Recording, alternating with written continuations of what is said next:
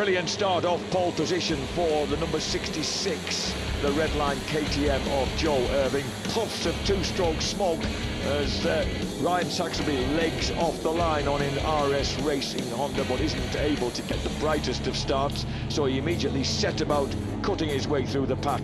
Initially though, Joe Irving had the advantage, Saxby running in 4th place, and then Saxby, number 76, rapidly cut his way through the pack and set about chasing down the race leader, and with this very, very acute line into Druids, he took the lead.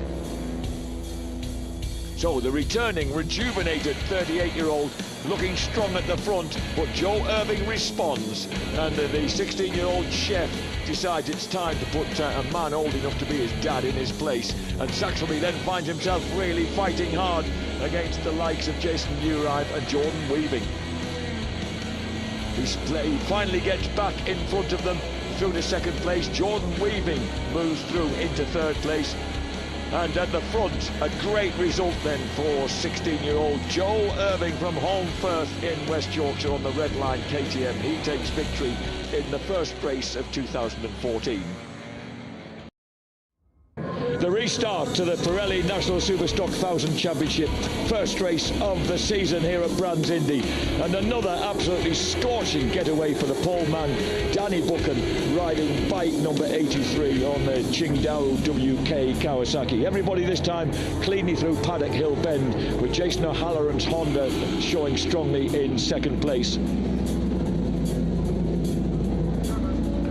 Danny Buchan pulls out a very strong early lead, but there's a fall and resultant fisticuffs actually between Robin Harms and Jess Traylor. And then the part-time racer, yes, the former champion Glenn Richards, crashes out on the Padgett's Honda. A big scrap develops behind the leader. Jossie Elliott is forced wide by Jason O'Halloran at Druids. O'Halloran now through into 2nd place. Jenkinson, number 11, running in 4th place. And this battle will continue throughout as Philip Backlund squeezes past. And number 3, the SMT Kawasaki, makes a fairly ragged move through into 4th. But a delighted Danny Buchan wins it for Qingdao WK Kawasaki ahead of O'Halloran's Honda. Elliott clings on to 3rd place ahead of Backlund and Jenkinson. Great first race then for Danny Buchan.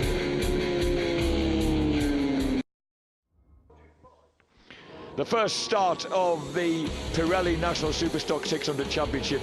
Brilliant getaway for the FFZ Yamaha of Andrew Reid, the Ulsterman who put it firmly on pole. And then a pile-up at Druids leaves some fluid on the deck, and there's another multiple collision as the lads come out of Druids. Fortunately, everybody's all right as bikes spin themselves off into a makeshift car park, and then, or bike park even, then we go again. And off the start line, Reid once again gets a scalding start and opens up an advantage at the front, leaving Law, Collier, Reid and the rest to scrap behind him. Initially, Mason Law has that 2nd place.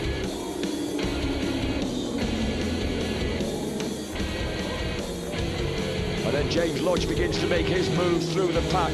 Tom Oliver is riding in hard at the back, but James just nicks through underneath Kyle Ryder as they go through Druid. And Lodge still has a fair gap ahead of him at that point as he drops down Graham Hill Bend on bike number 7. Behind him, Joe Collier makes a move, gets past Tom Oliver. And then this movement there by James Lodge, for such a mild-mannered lad, aggressive on the track, sits up Andrew Reid and comes across the line with a lap to go in the lead. Then Lodge has to fend off Mason Law, which he does by a bike length across the line to take his first victory in Superstock 600. The 2nd race of the weekend in the Ducati Tri-Options Cup, and a great start for Dennis Hobbs from the middle of the front row of the grid, getting the better of Leon Morris off pole as they dive downhill. But Marty Nutt gets a flyer from the 2nd row of the grid, and the reigning champion quickly moves to the front on bike number 1 for Ducati Coventry JHP Racing. Not for long though, because Leon Morris, the 2011 champion, is quickly into his stride on the Carl Cox Motorsport P&H Motorcycles Panigale. But he comes under threat from the newcomer to this particular game, the former Triumph Triple Champion and British Supersport Cup winner, Rob Guyver from Rainham, Essex. He grabs the advantage on a track he loves on bike number 13, riding for Highside Motorcycles. And as Guyver begins to move away at the front, it's Leon Morris, Dennis Hobbs and Sean Neary in the fight for podium places, with Martin Hook trailing in 5th place. A winner at Brands Hatch in previous occasions on 125 GP and Triumph Triples. Rob Guyver comfortably in the lead as the rest of them squabble for the rostrum points. And Guyver out of clearways through Clark Curve, hits the checkered flag. A joyful victory then for Guyver, second time out in the Ducati Cup. Great victory, and that puts him 3rd in the table. Off the start, Tom Khan didn't make the best of starts off pole position, but on the white machine, certainly the man who managed to get a deal together at the 11th hour, former runner-up Phil Atkinson, launched his bike to the front, and the Declan's racing machine led the way up Halewood Hill and into Druids. It got fairly crowded behind him, always the safest place to be out front, but Mounman making on his Fro Systems backed bike and his dad backed bike, Sam Cox making a move early on bike number 31 past Freddie Pett, the enormously tall lanky lad from Kings Lynn in Norfolk. Sam Cox made a move on Phil Atkinson, dropped inside him down Paddock Hill Bend and took the lead. Then it was up to Freddie Pett to claw his way through past Atkinson and see if he could do anything about the leader. Number 31, Sam Cox on the Sam Cox Racing Triumph, getting hassled by number 66, Freddie Pett on the M40 Triumph Dales Racing 675. But this is exactly what Freddie was saying. He wasn't fast enough around Sector 3, the big sweeping area of the course. That's where Cox would get away from him. That's where it mattered. That's where Cox was able to seal his victory. And he did it in style. Freddie Pett challenged him but never got close enough. Atkinson finished 3rd, but a debut victory for Londoner Sam Cox. He was also always going to be fast and furious from the off, because 12 laps round here, well, you know, it's a 1.2 mile circuit. Andy Peach, a dreadful start, just did not get the L&W Suzuki off the line and was boxed in, eaten up in actual fact by the rest of the pack. But Hegarty from pole position took the running on the word go, but was chased all the way by charging Roger Lovelock and Aki Alto.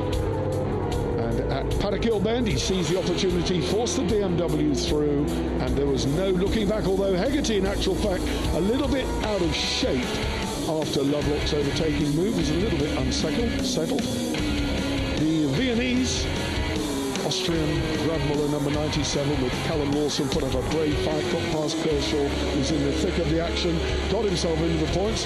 Then Bygrave and Justin Sharp upended it without injury. Bygrave at that point was underneath the capsule, but they very soon got him up, hopefully with no damage. It was on the grass. At the front though, the battle raged between the BMW of Lovelock and the Suzuki of Sean Hegarty. And even at the closing run down to the flag, Hegarty had him lined up all the way but couldn't do it. The BMW got the win. Great result for Lovelock.